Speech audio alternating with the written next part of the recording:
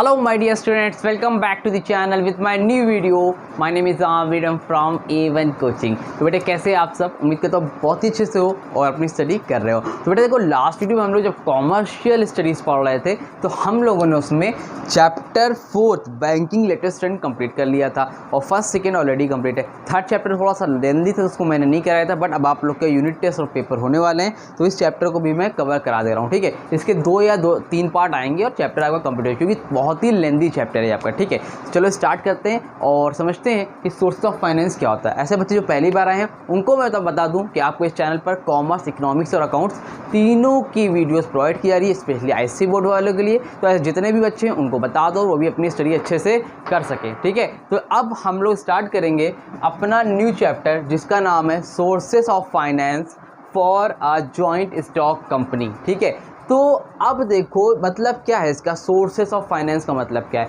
Finance का मतलब समझते हो, फाइनेंस का मतलब होता है पैसा। पैसा समझते हो ना, जैसे इंसान के अंदर हार्ट होना चाहिए, दिल होना चाहिए, तभी आपका भैया आपकी धड़कनें चलेगी, आप जिंदा रहोगे, है ना। तो उसी तरह बिजनेस में एक कंपनी के लिए फाइनेंस की बहुत ज़रूरत है। एक ब्लड की तरह काम कर रहा है, एक हार्ट की तरह काम कर रहा है, नहीं है तो काम खत्म, दिल धड़कना बंद, है ना। तो उसी तरह अगर फाइनेंस नहीं तो उसी तरह आपका बिजनेस बंद। ठीक है, तो बिजनेस में आपको क्या चाहिए, पैसे चाहिए। क्या चाहिए भाई आपको बिजनेस में, पैसे चाहिए। कोई ऐसा बिजनेस तो है नहीं जो पैसे के बिना हो, तो कंपनी है, तो कंपनी को जब पैसे की ज़रूरत पड़ती है, यहाँ पर कंपनी की बात हो रही है, या कंपनी को पैसे की ज़रूरत पड़ती है तो वो कहाँ कहाँ से लाते हैं सोर्सेस, उनके पास कौन कौन से ऐसे ज़रिए हैं, ऐसे कौन कौन से तरीके हैं जहाँ से वो पैसे इकट्ठे कर सकते हैं। तो भाई 2 तरीके हैं। Joint stock company requires 2 types of finance. 2 तरीके हैं। Number 1 long term finance, number 2 बेटा शॉर्ट टर्म फाइनेंस। नंबर 1 क्या है, long term finance, and second is short term finance. ठीक है, अब देखो शॉर्ट टर्म की तो बात हम लोग बात में करेंगे डिटेल में, अभी हम लोग बात करने वाले हैं लॉन्ग टर्म फाइनेंस की। तो लॉन्ग टर्म फाइनेंस में कौन कौन आते हैं, number 1 equity share, number 2 preference share, retain earning, debentures, loan from commercial bank, and last is loan from financial institution. ठीक है, तो एक एक के बारे में लोग डिटेल में पढ़ेंगे। पहले इक्विटी शेयर है, अब इक्विटी शेयर की मीनिंग है, फीचर्स है, एडवांटेज है, डिसएडवांटेज है, बहुत ही लेंदी चैप्टर है, तो एक एक करके देखेंगे डिटेल में और आगे बढ़ते चले जाएंगे। तो सबसे पहले हम लोग बात करते हैं इक्विटी शेयर की। किसकी बात करते हैं, इक्विटी शेयर की। ठीक है, तो इक्विटी शेयर्स में सबसे पहले एक चीज़ समझो, इक्विटी शेयर तो ठीक है, पहले हम लोग जान लेते हैं थोड़ा सा शेयर का मतलब। बहुत से बच्चों को पता होगा, अगर पढ़ा होगा 10th में 11th में, नहीं पढ़ा है तो अब जान लो शेयर का मतलब क्या होता है। बहुत डिटेल में नहीं जाऊँगा, शॉर्ट में समझाता हूँ, समझ में आ जाएगा। देखो KGF एक कंपनी है जिसका नाम है KGF। ठीक है, किसकी है, अपने रॉकी भाई की, पता है ना। ठीक है, तो KGF कौन सी कंपनी है हमारी, KGF। ठीक है, तो अब एक KGF कंपनी खोली भाई रॉकी भाई ने। अब उसको चलाने के लिए 50 करोड़ रुपए की ज़रूरत है। कितने रुपए की, 50 करोड़ रुपए की, 50 करोड़ की। तो ये 50 करोड़ कहाँ से आएगा, रॉकी भाई आपके कहाँ से पैसे लेके आएंगे, या तो खुद से लेके आएंगे या तो फिर उधार करेंगे, या तो खुद का पैसा लगा लो ओन फंड्स, या तो पैसे बोरो कर लो, है ना। तो 2 तरीके हैं। तो पहला आता है आपका own funds and the second is borrowed fund. ठीक है, तो अब मान लो उन्होंने 20 करोड़ रुपए खुद से लगा दिए भाई, बहुत वैसा ऐसा कमाया था तो 20 करोड़ रुपए लगा दी भाई। ठीक है, अब 30 करोड़ कम पर पड़ रहे हैं। अब 30 करोड़ लाए कहाँ से, तो उसके लिए कंपनी क्या करती है, उसके लिए कंपनी करती है इशू शेयर। क्या करती है, शेयर इशू करती है। शेयर का बेसिकली मतलब होता है कंपनी, अब जो 30 करोड़ रुपए चाहिए, 30 करोड़ बचा है ना, तो इस 30 करोड़ को कंपनी क्या करेगी, अपने छोटे छोटे हिस्सों में डिवाइड कर देती है। जैसे 10 रुपये का एक शेयर, या मान लो 100 रुपये का एक इक्विटी शेयर, 100 रुपीज़ का इक्विटी शेयर। अब जिसको जितना लेना है ले लो, आपको 1 लेना है 1 ले लो, आपको 10 लेना है 10 ले लो, 100 लेना है 100 ले लो, है ना। तो जितना लेना है आप ले सकते हो। कंपनी छोटे छोटे पार्ट्स में 30 करोड़ को डिवाइड कर देती है। अब इस तरह के हज़ारों, 50,000, लाखों लोग आएंगे, वो शेयर खरीद लेंगे। इस तरह से कंपनी के पास क्या आ जाएगा, पैसे आ जाएंगे। कंपनी के पास क्या आ जाएगा, पैसे देंगे। सर खरीदेगा कौन, भाई कंपनी है, नामी कंपनी होती है तो खरीदने वाले लाखों होते हैं, और नई कंपनी भी है तो कुछ ना कुछ तो इन्वेस्टर्स आ जाते हैं भाई। शेयर सस्ते होते हैं तो उसमें लोग पैसा इन्वेस्ट कर देते हैं, ले दे के कंपनी के पास पैसे आ ही जाते हैं। समझ में आ रही बात। तो ये होता है आपका शेयर का मतलब। शेयर का मतलब कंपनी अपने जो भी एक अमाउंट चाहिए अपने कंपनी के हिस्से को छोटे छोटे पार्ट्स में डिवाइड कर देती है और उसको इशू करती है, तो लोग उसको खरीद लेते हैं। उसको हम लोग क्या बोलते हैं, शेयर्स।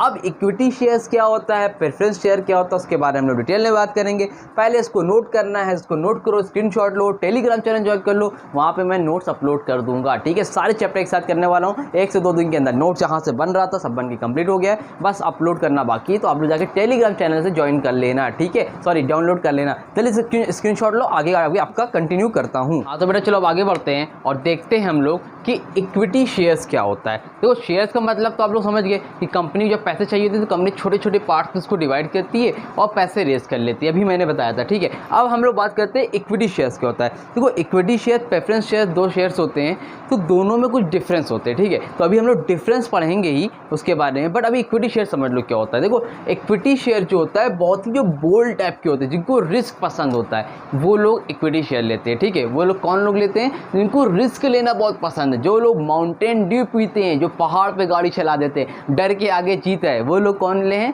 इक्विटी शेयर वाले, ठीक है। अभी इसका मतलब समझ में आएगा, अभी इतना समझ लो, माउंटेन ड्यू पीने वाले जो बाइक चढ़ा देते हैं पहाड़ पे ना, वही ये लोग हैं इक्विटी शेयर वाले, ठीक। तो सबसे पहले देखो पहला पॉइंट है issued prior to preference share and debentures, ठीक है। Issued prior to preference and debentures, prior का मतलब होता है पहले, ठीक है। इक्विटी शेयर हमेशा क्या किए जाते हैं, प्रेफरेंस शेयर और डिवेंचर्स। डिवेंचर्स क्या होता है मैं बताऊंगा, इतना समझ लो कि प्रेफरेंस शेयर और डिवेंचर से पहले इशू किया था, यानी कि नई कंपनी बनी है अगर रॉकी भाई की केजीएफ वाली, तो सबसे पहले वो क्या इशू करेंगे, इक्विटी शेयर, उसके बाद प्रेफरेंस शेयर, फिर डिवेंचर। सबसे पहले क्या इशू करेंगे भैया, इक्विटी शेयर इशू करेंगे, ठीक है।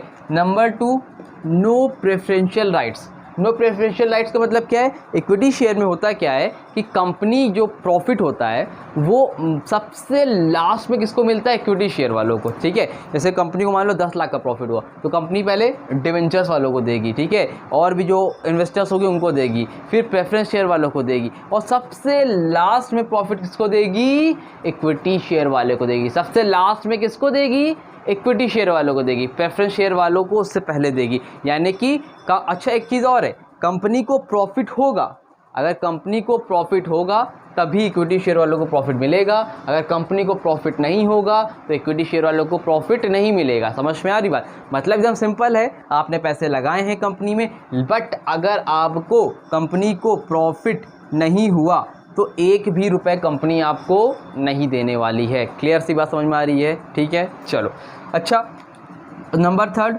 Repaid in the last. Repaid in the last का मतलब, थर्ड पॉइंट है इसमें, प्रेफरेंस राइट सबसे लास्ट में, repaid in the last. Repaid in the last का मतलब यहाँ पर बेटा ये है कि जैसे कंपनी को कभी मान लो कंपनी बंद हो रही है, कंपनी वाइंडिंग अप हो रहा है, कंपनी खत्म हो रही है, बंद कर रही है, तो कंपनी सबसे लास्ट में किसके पैसे वापस करेगी, सबसे लास्ट में इक्विटी शेयर वालों के पैसे वापस करेगी। कब करेगी, सबसे लास्ट वाले में। सर इतने नुकसान है सर, इक्विटी शेयर क्यों कर रहे हैं सर, सब लोग क्यों लेते हैं, बेटा उसमें वोटिंग राइट्स होता है। क्या होता है उसमें, वोटिंग राइट्स होता है। कोई मीटिंग होगी, कोई डिस्कशन होगा तो आपको बुलाया जाएगा, आपकी राय ली जाएगी, आपका वोट लिया जाएगा, आपके पास वोटिंग राइट्स होता है, ठीक है, जो लोग इक्विटी शेयर लेते हैं। अच्छा सर इसमें तो सर सबसे लास्ट में प्रॉफिट मिलता है, बेटा लास्ट में प्रॉफिट मिलता है इक्विटी शेयर वालों को, सबसे लास्ट में तो प्रॉफिट मिलता है, लेकिन एक और फ़ायदे की चीज़ बता रहा हूँ बेटा, लास्ट में तो प्रॉफिट देते हैं इन लोग, लेकिन कंडीशन ये है कि अगर मान लो किसी साल बहुत ज़्यादा प्रॉफिट हुआ, 10 करोड़, 1000 करोड़, तो आपको प्रॉफिट भी तो उतना ज़्यादा मिलेगा। सबको तो फिक्स है, प्रेफरेंस शेयर वालों को फिक्स है, डिवेंचर्स वालों को प्रॉफिट फिक्स है, लेकिन इक्विटी शेयर वालों को फिक्स नहीं है। मिलेगा तो बहुत ज़्यादा मिलेगा, नहीं मिलेगा तो नहीं मिलेगा, लेकिन मिलेगा तो बहुत ज़्यादा मिलेगा। समझ में आ रही बात, तो ये है डिफरेंस इक्विटी शेयर का और बाकी अदर शेयर्स का, ठीक है, क्लियर है। तो ये 4 आपके फीचर्स हो गए। पहला, प्रेफरेंस शेयर वालों से पहले इशू किया जाता है। नंबर 2, नो प्रेफरेंशियल राइट्स, सबसे लास्ट प्रॉफिट मिलेगा। नंबर 3, कंपनी बंद होगी तो लास्ट में पैसे वापस किए जाएंगे। और लास्ट में क्या है, वोटिंग राइट्स, इक्विटी शेयर वालों के पास वोटिंग राइट्स होता है। तो इक्विटी शेयर की मीनिंग भी लिख दी थी मैंने, जरूरत नहीं, आपको फीचर से काम चल जाएगा, तब भी देख लो। Shares which carry no preferential rights और प्रायोरिटी, जिसमें प्रेफरेंशियल राइट्स नहीं मिलता, जो बताया अभी, in the payment of dividend and in the repayment of capital are called equity shares, ठीक है। तो आगर आए तो लिख देना, वैसे ये पूछेगा नहीं आपसे, नॉर्मली ऐसे फीचर्स, एडवांटेज, डिसएडवांटेज ये पूछा जाएगा, ठीक है। तो अब ये हो गया, समझ में आ गया। अब हम लोग बात करते हैं एडवांटेज क्या क्या होती हैं इक्विटी शेयर्स की, किसके पॉइंट ऑफ व्यू से, कंपनी के पॉइंट ऑफ व्यू से। देखो एडवांटेज सबके लिए अलग अलग है भाई, आप लोग पढ़ रहे हो तो मेरा एडवांटेज अलग है, आपका एडवांटेज अलग है ना, दोनों का अलग अलग एडवांटेज है। तो उसी तरह इक्विटी शेयर्स में एडवांटेज दोनों का अलग अलग है भाई। कंपनी को अलग फ़ायदा है और जो लोग पैसा लगाए हैं इन्वेस्टर्स हैं उनका फ़ायदा क्या है, अलग है भाई। तो पहला एडवांटेज देखते हैं कंपनी के पॉइंट ऑफ व्यू से। नंबर 1, नो बर्डन और अर्निंग, किसी तरह की बर्डन नहीं भाई अर्निंग का। मतलब भाई अभी हम लोगों ने क्या पढ़ा, जो लोग इक्विटी शेयर लेंगे, जो लोग इक्विटी शेयर लेंगे तो उनको प्रॉफिट तभी दिया जाएगा जब कंपनी को होगा। अगर मान लो कंपनी को प्रॉफिट हुआ ही नहीं तो कंपनी को टेंशन नहीं है, कंपनी एकदम फ्री है, मस्त है, लेट के सो रही है, कोई बात नहीं भैया, कोई दिक्कत की बात नहीं है भैया। प्रॉफिट नहीं हुआ तो कोई बात नहीं, इनको देना भी तो नहीं है। लेकिन अभी लोन लिया होता तो सर पे चढ़ गया होता ना भाई, फ़ायदा हुआ चाहे नहीं हुआ, फ़ायदा हुआ चाहे नहीं हुआ, मुझे प्रॉफिट चाहिए। लेकिन यहाँ पर क्या है, कोई बर्डन नहीं है, मस्त एकदम घूमो, ठीक है। Number 2, permanent capital. नंबर 2 पर क्या है बेटा जी, परमानेंट कैपिटल। क्या है इसमें, ये परमानेंट कैपिटल होती है, मतलब एक बार पैसा लगा दिया फिर आपको पैसा वापस नहीं करना, आपके पास परमानेंट कैपिटल है, ठीक है। जो इक्विटी शेयर में पैसा लगा दिए लोगों ने फिर वो वापस नहीं किया, जब कंपनी बंद होती है तभी लास्ट में वापस करा जाता है। Number 3, no charge on assets. No charge on assets का मतलब क्या है, नॉर्मली आप कहीं बैंक में पैसा लेने जाओ या किसी से पैसा लेने जाओ, आपको कोई ना कोई मॉर्टगेज लोन जिसको बोलते हैं हम लोग, गिरवी रखना पड़ता है। लेकिन आपको इसमें कोई चीज़ गिरवी नहीं रखनी, कंपनी को कुछ भी गिरवी नहीं रखना पड़ता है। नो चार्ज ऑन एसेट, कोई भी एसेट गिरवी नहीं रखना है, पैसा मिल जाएगा, ठीक है। नंबर 4, बिना गिरवी रखे पैसा मिल रहा है। सोचो, source of strength, source of strength ही तो ये सारी चीज़, ना बर्डन है अर्निंग कमाने का, ना परमानेंट कैपिटल मिल रही है, एसेट नहीं देना, ये सब क्या है, सोर्स ऑफ स्ट्रेंथ है भाई, मजबूती है, कंपनी को बेहतरीन आसानी से पैसा मिल जाता है। Number 5, small nominal value. Equity share बहुत सस्ता होता है, 10 रुपये का भी मिलता है, अलग अलग कंपनी का 50 रुपये का, 100 रुपये का।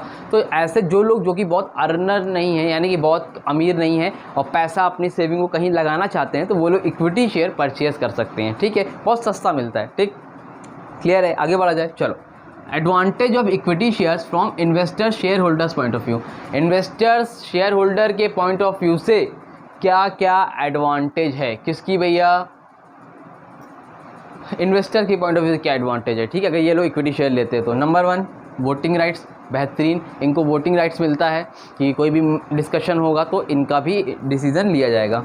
Number 2, limited liability, liability limited होती है। अगर आप लोगों ने 10 रुपये का इक्विटी शेयर एक ठो लिया है तो आपकी लायबिलिटी कितने की है, 10 रुपये की। आपने करोड़ का लिया तो अभी करोड़ रुपए की, जितना पैसा लगाओगे उतनी ही है, उससे ज़्यादा आपको पैसा नहीं देना अगर कंपनी को कोई लॉस होता है तो। नंबर 3, मोर रिस्क मोर गेन। भैया नंबर 3, जितना ज़्यादा रिस्क लोगे उतना ज़्यादा प्रॉफिट होने के चांसेस रहते हैं, ठीक है। Number 4, right share. Right share का मतलब बेटा यहाँ पर ये होता है, जैसे मान लो आप पहले से हो, ये मान लो मेरी कंपनी है, कौन है ये, मेरी एक कंपनी है पहले से। अब कंपनी में ये पर्सन ए है और ये पर्सन बी है ना, इन लोगों ने यहाँ से इक्विटी शेयर ले रखा है। क्या ले रखा है, ए और बी ने इक्विटी शेयर ले रखा है इस कंपनी से। अगर मान लो कंपनी नया शेयर इशू करती है, इन केस फ्यूचर में कंपनी को और पैसे की ज़रूरत है और कंपनी नए शेयर इशू करती है, तो सबसे पहले किससे पूछेगी, वो ए से और बी से। तो वही है राइट शेयर के। इन फ्यूचर कंपनी अगर नए शेयर इशू करेगी तो सबसे पहले जो आपके एग्जिस्टिंग शेयर होल्डर्स उनसे पूछेगी और साथ ही साथ डिस्काउंट पे देगी, जो लोग पहले से उनको डिस्काउंट पे देगी, ठीक, ये फ़ायदा है। नंबर 5, नॉट रिक्वायर्ड टू पे income tax on dividend receipt from the company. जो पैसा इन्वेस्टर्स को या शेयर होल्डर को डिविडेंड यानी कि प्रॉफिट के फॉर्म में कंपनी से मिलता है, उस पर किसी भी तरह का इंटरेस्ट इनकम टैक्स देने की ज़रूरत नहीं होती है। समझ में आई बात कि नहीं आई? उम्मीद करता हूँ यहाँ तक समझ में आ गया हो। यहाँ तक अगर समझ में आ गया तो एक बार लाइक कर दो भाई और चैनल को सब्सक्राइब कर दो, पहली बार आए हो तो, ठीक है। तो स्क्रीनशॉट लो इसका, फिर आगे हम लोग देखते हैं कि इसकी डिसएडवांटेज क्या क्या होती हैं। जल्दी से स्क्रीनशॉट लो बेटा। तो बेटा चलो अब आगे बढ़ते हैं और देखते हैं कि डिसएडवांटेज क्या क्या होती है इक्विटी शेयर्स की, ठीक है। तो हम लोगों ने एडवांटेज देख ली, अब डिसएडवांटेज देखते हैं, ठीक है। दोनों के पॉइंट ऑफ व्यू से, कंपनी के भी पॉइंट ऑफ व्यू से और इन्वेस्टर और शेयर होल्डर्स के भी पॉइंट ऑफ व्यू से। यहाँ पे मैंने 5 लिख दिए, लेकिन मोस्टली आप 2-2, 3-3 भी देख लोगे, आपको काम हो जाएगा। 5 तो आपसे नहीं पूछने वाला क्लास 12 में, ठीक है। नंबर 1 पर है कंपनी पॉइंट ऑफ व्यू से, पहला है manipulation of control. Manipulation of control का मतलब क्या है भाई, कंपनी का पहला डिसएडवांटेज क्या है इक्विटी शेयर की वजह से, तो कंपनी क्या करती है, वोटिंग राइट्स देती है। इक्विटी शेयर वालों को क्या देती है बेटा, वोटिंग राइट्स देती है। अब वोटिंग राइट्स अगर मिल जाएगा तो वहाँ पर क्या होगा भाई, वो भी वोट कर सकता है, बिजनेस के कोई भी डिसीजन होगा उसमें वो पार्टिसिपेट कर सकता है। तो आप कंपनी का जो आपका कंट्रोल होता है वो क्या हो जाता है बेटा, डाइवर्ट हो जाता है, पूरी तरह से कंपनी के हाथ में वो चीज़ कंट्रोल में नहीं रहती है, तो बाकी लोगों से भी पूछना पड़ता है। तो ये इसका एक क्या डिसएडवांटेज है भाई, मैं अगर कोई अपना काम कर रहा हूँ, लेकिन अगर मैंने किसी को शेयर होल्डर बना लिया है तो उससे मुझे पूछना पड़ेगा, मैं अपने हिसाब से सारा काम नहीं कर पाऊँगा, ठीक। Number 2, danger of over capitalisation. Danger of over capitalisation का मतलब क्या है भाई, देखो इक्विटी शेयर आप लोग शुरू में लेते हो, पैसा एक बार लिया फिर ये वापस नहीं करा जाता है, कंपनी पैसे वापस नहीं करती, कंपनी कभी ख़त्म होती है, बंद होती है तो सबसे लास्ट में वापस करती है, ठीक है। तो अब आपके पास ज़रिया है, आप जितना चाहो पैसा ले सकते हो इक्विटी शेयर से। अब समझ लो मुझे 10 लाख की ज़रूरत है, अब भाई मुझे लगता है और ले सकता हूँ, मैंने 20 लाख ले लिया, कोई काम का है पैसा, ओवर कैपिटलाइजेशन हो गया, तो वो सही जगह पे इन्वेस्ट नहीं हो पाएगा, तो जिससे हमारा रिटर्न जो आएगा वो क्या आएगा, कम आएगा। तो हमें उतना ही पैसा लेना चाहिए जितनी हमें ज़रूरत हो, ठीक। Number 3, no trading on equity. Trading और इक्विटी के बारे में मैंने लास्ट वीडियो में डिटेल में बताया है, अगर तब भी अगर शॉर्ट में बोलूँ, ट्रेडिंग ऑन इक्विटी का मतलब होता है आप किसी और के पैसे से पैसे को बोरो करके जब बिजनेस करते हो उसको हम लोग क्या बोलते हैं, ट्रेडिंग ऑन इक्विटी। बट इसमें नो ट्रेडिंग ऑन इक्विटी, अगर आप पूरा पैसा इक्विटी शेयर से लोगे तो खुद ही शेयर होल्डर इन्वेस्टर्स है, तो उसमें क्या होगा, आप बोरो करके पैसा नहीं कर रहे हो भाई, ये तो इन्वेस्टर्स है ना, तुमको खुद का ही पैसा है, ठीक। नंबर 4, कॉस्टली पड़ता है इक्विटी शेयर। इक्विटी शेयर क्या पड़ता है, कॉस्टली पड़ता है भाई। अगर और जो इशू करते हो आप डिवेंचर वगैरह के कंपेयर में बोल रहे हैं, कॉस्टली पड़ता है, क्यों, क्योंकि इसमें आपको अंडर राइटर चाहिए, ब्रोकर चाहिए, भाई मैं शेयर तो खुद बेचूंगा नहीं, तो मुझे बेचने वाले चाहिए, ब्रोकर की ज़रूरत पड़ती है, तो उन लोग को मुझे कमीशन देनी पड़ती है, उनको पैसे देने पड़ते हैं, है ना। तो शेयर अब फ्री में तो शेयर बिकेगा नहीं, तो किसी न किसी को लेके आए, तो जब वो लेके आए उन्होंने ऐड करी, ये सारी चीज़ें करी, तो वहाँ पर मेरे पैसे खर्चे होंगे, कंपनी के पैसे खर्चे होंगे, तो कॉस्टली पड़ता है। नंबर फ्लेक्सिबल, ठीक है। तो इनफ्लेक्सिबल का मतलब क्या है बेटा, देखो इनफ्लेक्सिबल का मतलब ये कह सकते हो आप कि देखो ये आपको क्या होता है, इसको सेबी का नाम सुना होगा आपने, security exchange board of India, उसमें होता है MO memorandum of association. Memorandum of association मतलब वहाँ पर क्या होता है, सेबी की गाइडलाइन होती है कि आप इतना पैसा ही कर सकते हो इशू, इससे ज़्यादा आप पैसे इशू नहीं कर सकते हो। तो मतलब आप शेयर इशू कर रहे हो तो आपका एक लिमिट होगी कि आप इससे ज़्यादा पैसे को इशू नहीं कर सकते, इससे ज़्यादा पैसा आप इक्विटी शेयर से नहीं ले सकते, तो उसमें भी लिमिट होती है। ऐसा नहीं है कि हर आदमी ले जाएगा, जिसका जितना बिजनेस है उस हिसाब से वहाँ पर पैसे लिए जाते हैं, दिए जाते हैं, ठीक। अब उसके बाद डिसएडवांटेज क्या है, डिसएडवांटेज में सबसे पहले perpetuation of control by a few. Perpetuation of control by a few. Control by a few का मतलब क्या है भाई, देखो अभी तो यहाँ बताया गया कि वोटिंग राइट्स होता है इनके पास, इन्वेस्टर और शेयर होल्डर्स के पास क्या होता है बेटा, वोटिंग राइट्स होता है, लेकिन रियल में वो कहने की बात है। जैसे मैंने बोला भाई आ जाओ तुम मेरे यहाँ राजा बन के रहोगे, लेकिन भाई मैं ही राजा हूँ ना अपने घर का, तुमको थोड़ी बना के रखूँगा, समझ रहे हो। बस वो नाम की बात है, वोटिंग राइट्स तो दे दिया, बट कंपनी वाले कुछ लोग हैं जिनको उनके ही हाथ में रहता है, आप नाम के वोटिंग राइट्स वाले हो, समझ में आ रही बात। नंबर 2, हाई रिस्क बहुत हाई होता है, किसी ने बहुत ज़्यादा पैसा लगा दिया तो डूबने के चांसेस बहुत ज़्यादा हैं, क्योंकि आपको डिविडेंड सबसे लास्ट में मिलता है। Number 3, unhealthy speculation. Unhealthy speculation का मतलब क्या होता है, कंपनी क्या करती है ना बेटा कभी कभी कि अपने मार्केट में दिखा देती है भाई शेयर की प्राइस बहुत हाई दिखा देती है ना, कुछ भी गड़बड़ी कर सकती है। तो अब हम लोग को क्या पता, शेयर होल्डर क्या उसको तो अच्छा दिख रहा है, अरे भाई कंपनी के शेयर तो बहुत हाई जा रहे हैं, तो लोग शेयर खरीद लेते हैं, तो वहाँ पर सफ़र कौन करता है, शेयर होल्डर्स या इन्वेस्टर्स करते हैं, समझ में बात। ये सब क्या है, इसकी डिसएडवांटेज है, किसकी बेटा जी, इक्विटी शेयर्स होल्डर की। क्लियर हुआ, स्क्रीनशॉट लेना है स्क्रीनशॉट लो और टेलीग्राम चैनल ज्वाइन कर लो, नोट्स में अपलोड कर दूंगा जैसे ही चैप्टर कंप्लीट होगा, तीनों चैप्टर के, चारों चैप्टर के एक साथ में, ठीक है। तो स्क्रीनशॉट लो, फिर आगे हम लोग देखते हैं क्या करना है। हाँ तो बेटा चलो अब आगे बढ़ते हैं और देखते हैं कि प्रेफरेंस शेयर क्या होता है। देखो इक्विटी शेयर तो हम लोगों ने देख लिया, अब प्रेफरेंस शेयर क्या होता है देखते हैं। देखो प्रेफरेंस शेयर का मतलब नॉर्मली शेयर तो शेयर जो मतलब समझ में आ गया। इक्विटी शेयर ये होता है उसकी जो फेस वैल्यू होती है वो क्या होती है, कम होती है, वो सस्ते मिलते हैं, लेकिन इक्विटी शेयर की कंपेयर में प्रेफरेंस शेयर क्या होते हैं, महंगे होते हैं। हम लोगों ने पढ़ा इक्विटी शेयर में, इक्विटी शेयर वालों को जो प्रॉफिट है सबसे लास्ट में मिलता है, प्रॉफिट कब मिलता है, लास्ट में मिलता है, लेकिन प्रेफरेंस शेयर वालों को प्रॉफिट क्या मिलता है, बिफोर इक्विटी शेयर। इनको भी लास्ट में मिलता है बट इक्विटी शेयर वालों से पहले मिलता है, ठीक है। इसमें क्या है भाई, पैसा अनलिमिटेड मिलता है, प्रॉफिट होगा तो बहुत ज़्यादा, नहीं हुआ तो बहुत कम, नहीं तो लॉस। लेकिन प्रेफरेंस शेयर वालों को प्रॉफिट होता है तो एक फिक्स प्रॉफिट मिलता है, ठीक है। कितना मिलता है, फिक्स मिलता है। अगर प्रॉफिट नहीं होगा तो कंपनी इनको भी प्रॉफिट नहीं देगी, लेकिन अगर होगा तो फिक्स देगी, लेकिन इनको अनलिमिटेड मिलता है। अच्छा, इनके पास वोटिंग राइट्स होता है, इनके पास वोटिंग राइट्स, प्रेफरेंस शेयर वालों के पास डज नॉट। अभी मैं डिफरेंस कराऊंगा, वीडियो करा उसकी बनेगी, इसी में ही रहेगी, ठीक है। लेकिन इसको मैं शॉर्ट में ऐसे ही बता दे रहा हूँ, इनके पास वोटिंग राइट्स नहीं, तो डिफरेंस क्या है। अच्छा, ये लोग कौन पसंद करते हैं, माउंटेन ड्यू पीने वाले, जो एकदम बेहतरीन, एकदम पहाड़ पर चढ़ जाते हैं। ऋतिक रोशन, सलमान खान के फ़ैन हैं, थम्स अप वाले, ये कौन पीते हैं, प्रेफरेंस शेयर वाले। कौन, जिनको माज़ा पसंद है, फ्रूटी पसंद है, जिनको रिस्क लेना नहीं पसंद है, वो लोग क्या चूज़ करते हैं बेटा जी, वो लोग चूज़ करते हैं प्रेफरेंस शेयर, ठीक है। तो ये सारी चीज़ें होती हैं। तो प्रेफरेंस शेयर देखो क्या मीनिंग है, preference share are the shares which carry certain preferential right, जो कि कुछ प्रेफरेंशियल राइट्स जिनको मिलते हैं, क्या है, both regarding the dividend and return of capital. मतलब डिविडेंड मिलेगा तो इक्विटी शेयर वालों से पहले मिलेगा, और कंपनी बंद होगी तो उससे पहले उनके पैसे वापस करे जाएंगे, या फिर नॉर्मली भी पैसे उनके एक टाइम के बाद वापस कर दिए जाते हैं, वो उसमें लिखा रहती है सारी चीज़ें, ठीक है। इसको हम लोग क्या बोलते हैं, प्रेफरेंस शेयर। समझ में आई बात। तो प्रेफरेंस शेयर में क्या होता है, वोटिंग राइट्स नहीं होता है। अच्छा, कंपनी कभी किसी 2 साल से 3 साल से अगर कंपनी को प्रॉफिट नहीं हो रहा है, तो ऐसे केस में कंपनी प्रेफरेंस शेयर वालों को वोटिंग राइट्स दे देती है। ध्यान से सुनना, इक्विटी शेयर वालों के पास वोटिंग राइट्स शुरू से रहता है, प्रेफरेंस शेयर वालों के पास वोटिंग राइट्स नहीं होता है। लेकिन अगर ऐसा कभी आ जाए, एमसीक्यू में ही बन सकता है कि अगर मान लो कंपनी को 2 साल से प्रॉफिट नहीं हो रहा है, अगर कंपनी को 2 साल से प्रॉफिट नहीं हो रहा है, तो कंपनी प्रेफरेंस शेयर वालों को तरस खा के उनको वोटिंग राइट्स दे देती है। भाई अब कम से कम वोटिंग राइट्स तो ले लो, प्रॉफिट नहीं हो रहा है तो, ठीक है। कब, लेकिन अगर 2 साल से प्रॉफिट नहीं हो रहा है तब, ठीक है। अब मोस्ट इम्पॉर्टेंट क्वेश्चन, अभी जो पेपर हुआ है 2023 में बोर्ड का, उसमें आपका टाइप्स ऑफ प्रेफरेंस शेयर आया था, ठीक है। 3 नंबर का क्वेश्चन आया था, जाके पेपर देखो। बाकी इंपॉर्टेंट क्वेश्चन की मैं वीडियो अपलोड करूंगा, और इस साल के भी जो इंपॉर्टेंट क्वेश्चन है मैंने ऑलरेडी अपलोड करके रखे हैं। अगर कोई इंपॉर्टेंट देखना चाहता है, किसी का यूनिट टेस्ट वगैरह, तो जाके प्लेलिस्ट चेक करो। कॉमर्स के इंपॉर्टेंट क्वेश्चन की प्लेलिस्ट सब इंपॉर्टेंट अपलोडेड है, इकोनॉमिक्स का भी अपलोड है, और अकाउंट्स का भी मैंने बताया है कैसे करना है, ठीक है। तो उसको आप देख सकते हो। बाकी 2024 वालों के लिए तो फिर भैया चंगा तो चल रहा है ना अभी, तो पहले सब कुछ तो पढ़ लूँ।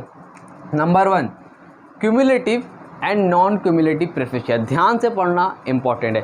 आप देखो तो ये तो 4 है, अगर इसको डिवाइड कर लो 1 2 3 4 5 6 7 8 हो गए, ठीक है। तो इसको आप अलग अलग भी लिख सकते हो, और अलग अलग ही लिखना, तो 8 हो जाएंगे, ठीक है। तो cumulative and non cumulative preference share क्या होता है, तो क्यूमुलेटिव प्रेफरेंस शेयर, मान लो ये आपकी कंपनी है, कंपनी का नाम है KGF, कंपनी का नाम क्या है, KGF, ठीक है। अब KGF में हुआ क्या इस कंपनी में भाई, कि कंपनी को मान लो 2020 में बिज़नेस स्टार्ट किया, 2021 चला, 2020 में प्रॉफिट नहीं हुआ, नो प्रॉफिट। कंपनी को, KGF कंपनी को 2020 में कोई भी प्रॉफिट नहीं हुआ, ठीक है। 2021 में प्रॉफिट हुआ। तो अब समझना, जिन लोगों ने क्यूमुलेटिव प्रेफरेंस शेयर खरीदा था, जिन लोगों ने क्यूमुलेटिव प्रेफरेंस शेयर खरीदा था, कंपनी उनको 2021 में प्रॉफिट देगी, और साथ ही साथ जो प्रॉफिट 2020 में नहीं दे पाई थी लॉस होने की वजह से, वो भी 2021 में दे देगी। ध्यान से सुनो, क्यूमुलेटिव प्रेफरेंस शेयर वो शेयर होता है, अगर किसी पर्टिकुलर ईयर कंपनी को प्रॉफिट नहीं होता है, तो कंपनी 1 साल बाद वो प्रॉफिट दे देती है। मान लो 2021 में भी प्रॉफिट नहीं हुआ, नो प्रॉफिट, लॉस हुआ, 2022 में जब प्रॉफिट होगा तो कंपनी 20 का 21 का दोनों का प्रॉफिट क्यूमुलेटिव शेयर वालों को देगी। समझ में आ रही बात। तो इसको बोलते हैं क्यूमुलेटिव प्रेफरेंस शेयर। जब कंपनी को प्रॉफिट नहीं होता तो कंपनी नेक्स्ट ईयर आपको साथ में जो लास्ट ईयर का प्रॉफिट है वो भी ऐड करके देगी।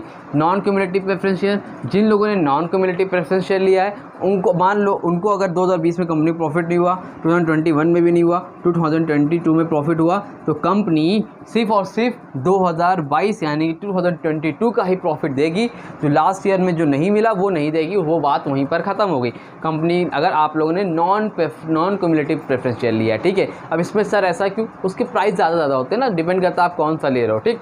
Number 2, participating and non participating preference share. Participating, non participating preference share का मतलब क्या है, देखो समझो पहले। मान लो एक कंपनी है, दोनों क्यूमुलेटिव नॉन क्यूमुलेटिव समझ गए ना। अब देखो पार्टिसिपेटिंग में क्या है, एक कंपनी है कि KGF, ठीक, वहाँ पे उसको 10 करोड़ का प्रॉफिट हुआ, ठीक है। कितने का हुआ, 10 करोड़ का प्रॉफिट हुआ, 10 करोड़ का प्रॉफिट हुआ। इतना क्या लंबा लंबा लिखना है, ऐसे ही लिख दो, 10 करोड़ का प्रॉफिट हुआ। अब जब कंपनी को 10 करोड़ का प्रॉफिट हुआ तो कंपनी ने भाई एक प्रेफरेंस शेयर वालों को पैसा दिया, डिवेंचर्स वालों को पैसा दिया, इक्विटी शेयर वालों को पैसा दिया, एम्प्लॉयज़ जो भी थे, जो जिनको बोनस देना था सब दिया, सब दे दिया। अब बांट देने के बाद कंपनी के पास 3 करोड़ रुपए बच गए। क्या हो गए? बच गए। देखो हिंदी में लिख देता हूँ बेहतरीन, 3 करोड़ रुपए बच गए।